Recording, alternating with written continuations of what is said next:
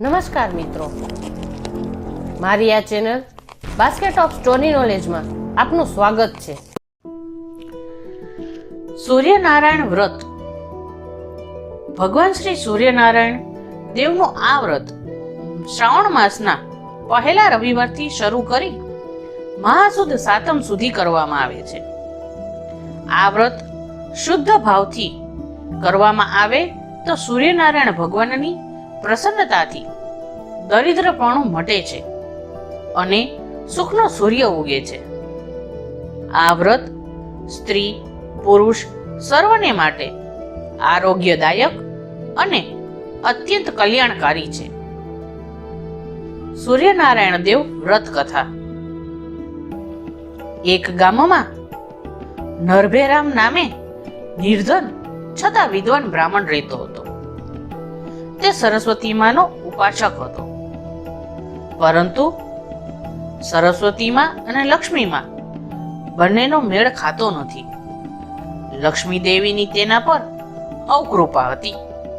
સંપત્તિ વિહોણા આ બ્રાહ્મણને 2 રૂપાળી પુત્રી હતી. એક દિવસ સવારના પહોરમાં નરભેરામ સ્નાનાદિ કાર્યથી પરવારી ફરતા ફરતા ગામના તળાવ આગળ ગયો. ત્યાં પીપળાના ઝાડ નીચે તેણે કેટલીક સ્ત્રીઓને કોઈ વ્રત કરતી જોઈ. બ્રાહ્મણે ત્યાં જઈને પૂછ્યું, બહેનો, આ તમે કયું વ્રત કરો છો?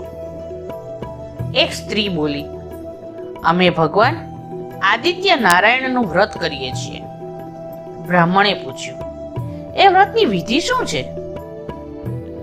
સ્ત્રીએ કહ્યું, શ્રાવણ માસના પહેલા રવિવારે પ્રાતઃકાળમાં ઉઠી સ્વચ્છ વસ્ત્રો પહેરી પાટલા પર સાથીઓ કરી નાગરવેલનું અણિશુદ્ધ પાન મૂકવાનું, તેના પર કંકુના સળી બોળી સૂર્યનારાયણ દેવની આકૃતિ દોરવાની, પછી સૂતરના 6 તાતણા લઈ તેને 6 ગાંઠ મારવી અને તે દોરો હાથે બાંધી દેવાનો. ત્યાર પછી સૂર્યનારાયણ ભગવાનની પૂજા કરી પ્રસાદ ધરાવવાનો અને કથા કહેવી કે સાંભળવી. 6 મહિના સુધી આ વ્રત કરનારે રોજ વહેલા ઉઠી નાહી ધોઈ સૂર્યનારાયણના દર્શન કરવા અને ખીર ખાઈને એકટાણું કરવું. આ રીતે મહાસુદ સાતમ સુધી દર રવિવારે વ્રત કરવું. આમ કર્યા બાદ વ્રતનું ઉજવણું કરવાથી સૂર્યદેવ પ્રસન્ન રહે છે. બ્રાહ્મણે વિચાર્યું કે આજે શ્રાવણનો પહેલો રવિવાર છે, આજથી વ્રત શરૂ કરું. આમ વિચારી નરભેરામ બ્રાહ્મણે વ્રત આદર્યું. અંતે મહાસુદ સાતમે રથ સાતમના દિવસે તેણે ઉજવણું કરીને વ્રતની પૂર્ણાહુતિ કરી. ત્યારે સૂર્યદેવ બ્રાહ્મણ ઉપર પ્રસન્ન થયા. બીજે દિવસે નરભેરામ બ્રાહ્મણને રાજાનું તેડું આવ્યું. તેને લેવા માટે રાજાએ રથ મોકલ્યો હતો. રથમાં બેસી બ્રાહ્મણ રાજમહેલ ગયો. રાજાએ તેનો આદર સત્કાર કરી પાસે બેસાડી કહ્યું, હે વિપ્રદેવ, તમારી 2 પુત્રીઓ સર્વગુણ સંપન્ન અને સ્વરૂપવાન છે. તેથી તમે તેના માટે સારા મૂર્તિયાની શોધમાં ફરો છો એવું મેં સાંભળ્યું છે. તો તેને યોગ્ય 2 મૂર્તિયા મેં શોધી કાઢ્યા છે. એક છે મારો કુંવર ને બીજો છે પ્રધાનનો પુત્ર. બોલો, રાજી છો ને? જો તમારી ખુશી હોય તો કરો કંકુના. બ્રાહ્મણે ખુશી દર્શાવી અને તે દિવસે બ્રાહ્મણની બંને પુત્રીના લગ્ન ધામધૂમથી થઈ ગયા. હવે બ્રાહ્મણ ઘરમાં એકલો પડી ગયો. છોકરીઓ પરણીને સાસરે ગઈ. બંને પુત્રી સાસરિયામાં સુખી હતી. તેથી બ્રાહ્મણને પુત્રીઓ તરફથી ચિંતા ન હતી. તો પણ વર્ષ પૂરું થતા તેણે બંને છોકરીઓને મળવાનો ઈરાદો કર્યો. પ્રથમ તે રાજમહેલ ગયો. તેની મોટી છોકરી રાજાના કુંવરને પરણી હતી. તે બ્રાહ્મણને જોતા જ પિતાજી પિતાજી કરતી દોડી આવી. તેમને માન સહિત બેસવા આસન આપ્યું અને જમવા બેસવાનો ખૂબ આગ્રહ કર્યો. ત્યારે બ્રાહ્મણે કહ્યું, બેટી, તારે ત્યાં મારાથી જમાય નહીં. વળી મેં આદિત્ય નારાયણ વ્રત લીધું છે એટલે પણ જમી શકાય નહીં. પણ આ વાત બ્રાહ્મણની પુત્રીને ગમી નહીં. તે રાજ સાહેબીમાં રહી હતી, તેથી તેને અભિમાન હતું. તે બોલી, પિતાજી, આખર તમે બ્રાહ્મણ ને બ્રાહ્મણ જ રહ્યા. તમે લોટ માંગવા વાળાને મહેલમાં ભોજનની શું ખબર? આજે તમે મારું માન રાખ્યું નથી, તો હવે પછી કોઈ દિવસ મહેલે મારી ખબર કાઢવા આવશો નહીં. એમ માનજો કે તમારી દીકરી મરી ગઈ છે. બ્રાહ્મણને પુત્રીનું આવું તોછડું વર્તન જોઈ ઘણું દુઃખ થયું, પરંતુ તે મોટું મન રાખી ત્યાંથી નીકળીને પ્રધાનના પુત્ર પાસે પરણાવેલી છોકરી પાસે ગયો. આ દીકરીએ પણ પિતાજીને ઘણે દિવસે જોતા આનંદ વ્યક્ત કર્યો અને આસન આપી ફળ ફળાદી સમારીને સુવર્ણની ત્રાસકમાં ખાવા માટે મૂક્યા અને ચાંદીના કટોરામાં મસાલેદાર દૂધ પીવા માટે આપ્યું. પણ બ્રાહ્મણે તે લેવાની ના પાડતા કહ્યું, દીકરી, જમવા માટે મોટીનું માન ન રાખ્યું અને તેણે મને ન કહેવાના વેણ કહ્યા. તને ના કહીશ તો તને પણ ખોટું લાગશે. ખાવા પીવા માટે મને કંઈ જ વાંધો નથી, પરંતુ મુશ્કેલી એ છે કે હું આદિત્ય નારાયણ વ્રત કરું છું, એટલે મારાથી આદિત્ય નારાયણની કથા કોઈને સંભળાવ્યા વગર મોઢામાં કશું નખાય નહીં. તું જો કથા સાંભળવા તૈયાર હોય તો પછી મને ખાવામાં કંઈ જ વાંધો નથી. આ નાની પુત્રીએ કથા સાંભળવા હા પાડી, એટલે બ્રાહ્મણે નાહીને સૂર્યનારાયણની પૂજા સ્તુતિ કરી, કથા તેને સંભળાવી. પછી તેણે થોડાક ફળો આરોગ્યા ને દૂધ પણ પીધું. થોડા દિવસો પછી બ્રાહ્મણની દીકરીને, જે રાજકુમારને પરણી હતી, તેની દશા બેઠી. તેણે આદિત્ય નારાયણ વ્રતને અવગણ્યું હતું, તેથી તેના સુખમાં ખામી આવી. કોઈ કારણસર તેનો પતિ રાજકુંવર રાજ્ય છોડીને ચાલ્યો ગયો. પિતાના મૃત્યુ બાદ તે રાજગાદીએ બેઠો હતો ને રાજા બન્યો હતો. રાજાની ગેરહાજરીમાં અંધાધૂંધી વ્યાપી ગઈ અને રાજ્ય ભંડાર ખાલી થઈ ગયો હતો. બ્રાહ્મણની દીકરી રાણી બની હતી. તેને 4 પુત્ર થયા હતા, પરંતુ તેનો પતિ રાજા ચાલ્યો ગયો એટલે તે સાદા કપડાં પહેરીને 4 કુંવરોને લઈ થોડે દૂર આવેલા એક નગરમાં જઈને વસી. બ્રાહ્મણની મોટી દીકરી જે રાણી બની હતી, તેની આવી દશા થઈ હતી. ત્યારે બીજી નાની પુત્રી જે પ્રધાનને ત્યાં પરણાવી હતી, તેને ત્યાં સુખમાં અપાર વૃદ્ધિ થઈ ગઈ હતી. એક દિવસ રાણીએ પોતાના મોટા કુંવરને બોલાવીને કહ્યું, બેટા, આપણા રાજાના પ્રધાનને ઘેર તારી માસી છે, તેની પાસે જા. તે મારી બહેન છે, એટલે તને કંઈ આપશે જ. તે જે આપે તે સાચવીને લેતો આવજે. ત્યાંથી સવારે નીકળી પડેલો કુંવર બપોર પોતાના અસલ નગર પાસે આવી પહોંચ્યો. ત્યાં તળાવની પાળે પ્રધાનની હવેલીની દાસીઓ લુગડા ધોઈ રહી હતી. દાસીઓએ તેને ઓળખી કાઢ્યો. તે કુંવરને તેની માસી પાસે લઈ ગઈ. કુંવરની હાલત જોઈ માસી તો ડઘાએ જ ગઈ. ફાટ્યા તૂટ્યા કપડાં પહેર્યા છે, લથપથર વાળ છે, મેલો ઘેલો વિષ છે. તેનાથી બોલી જવાયું, અરે રે, એકવારના રાજાના કુંવરની આ દશા! તેની આંખો અશ્રુ ભીની થઈ ગઈ. તેણે જાતે જ ભાણેજ કુંવરને ગરમ પાણીથી ને સુગંધિત દ્રવ્યોથી ચોળીને નવડાવ્યો. સારા કપડાં પહેરાવ્યા, મિષ્ટાન જમાડ્યા. પછી એક મોટું કોળું મંગાવી તેને જરા કોતરીને સોના મહોરો ભરી. પછી તે ભાગ બરાબર કરી કોળું કુંવરને પાછો આપતા કહ્યું, બેટા, આ કોળું ઘણું જ કિંમતી છે, તેને સાચવીને તારી મા પાસે લઈ જજે.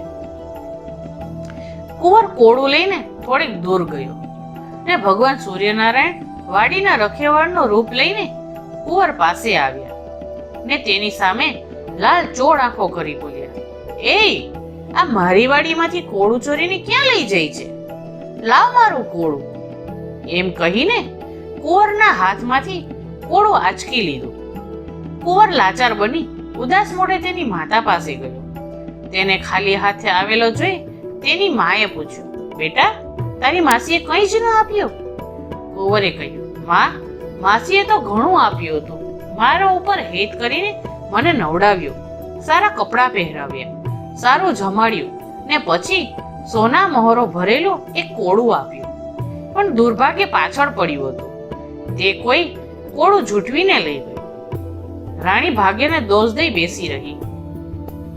બીજા રવિવારે તેણે બીજા કુંવરને માસી પાસે મોકલ્યો. માસીએ આ બીજા કુંવરને પણ હેતથી નવડાવ્યો, સારા વસ્ત્રો પહેરાવ્યા અને મિષ્ટાન જમાડ્યા. પછી વાંસની પોલી લાકડી લઈ તેમાં ઠસો સોના મહોરો ભરી તે લાકડી કુંવરને આપતા કહ્યું, બેટા, આ લાકડી બહુ કિંમતી છે. તેને સાચવીને તારી મા પાસે લઈ જજે. કોઈ આપને આપીશ નહીં ને રેઢી મૂકીશ નહીં. બીજો કુંવર લાકડી લઈને અડધે રસ્તે આવ્યો ને ભગવાન સૂર્યનારાયણ ગોવળિયાનું રૂપ લઈને રસ્તો આંતરીને ઊભા ને દમ દાટી દઈ તેના હાથમાંથી લાકડી ઝૂંટવીને જતા રહ્યા. કુંવર બિચારો વિલે મોઢે ખાલી હાથે મા પાસે ગયો ને બનેલી બધી હકીકત સંભળાવી. રાણી સમજી ગઈ કે તેની ખરાબ દશા હજી ઉતરી નથી, એટલે એવું બને છે. ત્રીજા રવિવારે રાણીએ ત્રીજા કુંવરને માસી પાસે મોકલ્યો. માસીએ તેને સારા કપડાં પહેરાવી, મીઠાઈ ખવડાવી, પછી દહીંથી ભરેલી માટલીમાં સોના મહોરો ભરીને તે માટલી પોતાના સેવકને ઉચકવા આપી. તેણે કુંવરને કહ્યું, બેટા, તારી સાથે માટલી લઈને સેવક આવે છે, માટે સાચવીને જજે. સેવક કુંવરની સાથે ચાલી નીકળ્યો. તેઓ અડધે રસ્તે પહોંચ્યા હશે ત્યાં ભગવાન સૂર્યનારાયણ સમડીનો રૂપ લઈને આકાશમાંથી નીચે ઉતર્યા ને એકદમ ઝાપટ મારી ચાંચમાં માટલી ઉઠાવીને ઉડી ગયા. આથી સેવક ગભરાઈ ગયો ને કુંવર પણ રડવા જેવો થઈ ગયો. કુંવરે સેવકને ત્યાંથી પાછો મોકલી દીધો ને પોતે એકલો ખાલી હાથે મા પાસે જઈ કહેવા લાગ્યો, માં, માસીએ તો માટલી ભરીને ઘણું બધું આપ્યું હતું ને માટલી સેવક માથે મૂકીને મારી સાથે ચાલતો હતો. ત્યાં રસ્તામાં કોણ જાણે ક્યાંથી એક મોટી જબરી સંભળી આવીને તેની ચાંચમાં માટલી ઉઠાવીને ઉડી ગઈ. રાણી મનમાં કહેવા લાગી, બિચારી બહેન તો ભલી છે, ઘણું આપે છે, પણ તેને ભાગ્ય તાણી જાય છે. ખરેખર દેવ જેની પાછળ પડ્યું હોય તેનું કંઈ ચાલી શકતું નથી. ચોથા રવિવારે તેણે ચોથા કુંવરને માસી પાસે મોકલ્યો. તેણે પણ માસીએ નવડાવી, કપડાં પહેરાવી, જમાડ્યો અને વિદાય કરતી વખતે સોના મહોરો ભરેલો શ્રીફળ આપતા કહ્યું, બેટા, આ શ્રીફળ સાચવીને લઈ જજે ને તારી માને આપજે. નાનો કુંવર શ્રીફળ લઈને મા પાસે જવા નીકળી પડ્યો. રસ્તામાં તેને ખૂબ તરસ લાગી એટલે એક વાવમાં પાણી પીવા જાય છે. ત્યાં જોરથી એવો પવન ફૂંકાયો કે શ્રીફળ ગબડીને પાણીમાં ફેંકાઈ ગયું. તે સોના મહોરોથી ભરેલું હતું એટલે ઘડીવારમાં વાવના તળિયે જઈને બેઠું. નાનો કુંવર કરે પણ શું? ભારે મૂંઝવણ અનુભવતો તે મા પાસે આવ્યો ને બધી હકીકત કહી. આજે પણ રાણી ભાગ્યને દોષ દઈને બેસી રહી. પાંચમા રવિવારે રાણીએ વિચાર કર્યો કે મારી દશા નબળી છે, મારું ભાગ્ય રૂઠ્યું છે. તેથી ચાર વાર ભલી બહેને અઢળક ધન આપ્યું, છતાં તે બધું હાથ તાળી આપીને છટકી ગયું. હવે આ વખતે તો હું પોતે જ બહેનને મળી આવું. કુંવરોને ઘરની દેખરેખ રાખવાનું કહી રાણી એકલી જ બહેનને ત્યાં ગઈ. તળાવની પાળે પ્રધાનના ઘરની દાસીઓ લુગડા ધોતી હતી. રાણીને પ્રધાનના ઘરે તેની બહેન પાસે લઈ ગઈ. ઘણા દિવસે મોટી બહેન ને ઘરના આંગણે આવેલી જોઈ તેને પકવાન જમાડ્યા. અંતરનું માણસ મળે ત્યારે હૈયાની વાતો બહાર પડે છે. બંને બહેનોએ પોતપોતાના સુખ દુઃખની વાતો કરી. વાતમાં પ્રધાનની ઘેર રહેતી નાની બહેને મોટી રાણીને કહ્યું, બહેન, તમને રાજસુખ મળ્યું એટલે અભિમાનમાં છકી જઈને તમે પિતાજીની અવગણના કરી છે, સૂર્યનારાયણ ભગવાનની અવગણના કરી છે. તેનું ફળ તમે અત્યારે ભોગવી રહ્યા છો. ભગવાનને દંભ, અભિમાન, અદેખાય, આશકલાપણું ગમતા નથી. આવું જ્યાં હોય ત્યાં પ્રભુતા ક્યાંથી વસે? રાણીને હવે પોતાની ભૂલ સમજે. તેણે સૂર્યનારાયણની માફી માંગી ને આદિત્ય નારાયણનું વ્રત કરવાનો સંકલ્પ કર્યો. તેની બહેને કહ્યું, બહેન, તારા હૃદયનો પલટો થયો છે, તેથી તારા સુખનો સૂર્ય ઉગવાની તૈયારી છે. માટે તું કુંવરોને બોલાવી લાવ. હવે તું બહેન મારા ઘેર રહે અને અહીં જ વ્રત કરજે. રાણીને આ વાત ગળે ઉતરી ને તે ચારે કુંવરોને બોલાવી લાવી. બહેનને ત્યાં રહી શ્રાવણ માસ આવતા રવિવારના દિવસે તેણે આદિત્ય નારાયણ વ્રત શરૂ કર્યું. તેથી સૂર્યનારાયણ ભગવાનની પ્રસન્નતા પામી. વ્રતના પ્રતાપે તેના પતિ તેને આવી મળ્યા. તેનું ગયેલું રાજપાટ આવી મળ્યું. સૂર્યનારાયણ ભગવાનની કૃપાથી તેને ત્યાં હવે સુખનો સૂરજ ઉગ્યો. ફરીવાર રાજમહેલમાં પ્રવેશ્યા પછી પહેલો રવિવાર આવ્યો એટલે રાણીએ ખુશાલીમાં આખા નગરને જમાડ્યું.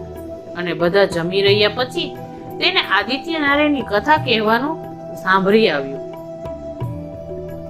કથા તો ભૂખ્યાને સંભળાવવાની હોય, હવે કરવું શું?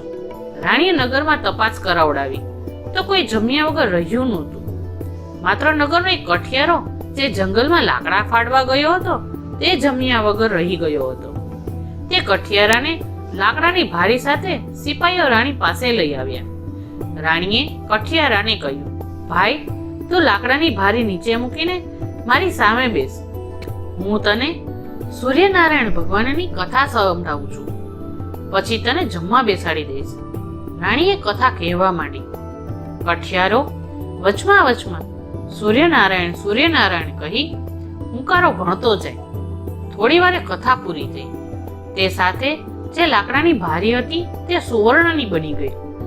ભગવાન સૂર્યનારાયણની કથા સાંભળવાથી ને નામ લેવાથી કઠિયારાનું દારિદ્ર્ય મટી ગયું. વ્રત કરવાથી રાણીને ગયેલો વૈભવ પાછો મળ્યો ને ભગવાનનો આદર કરવાથી પ્રધાનને ત્યાં રહેલી બ્રાહ્મણની પુત્રીએ પણ જીવતા સુધી સુખ ભોગવ્યું. હે ભગવાન સૂર્યનારાયણ, તમે જેવા કઠિયારાને અને બધાને ફળ્યા તેવા તમારું વ્રત કરનારને અને કથા વાંચનાર સાંભળનારને ફળજો. બધાની મનોકામના પૂરી કરજો. જય સૂર્યનારાયણ દેવ.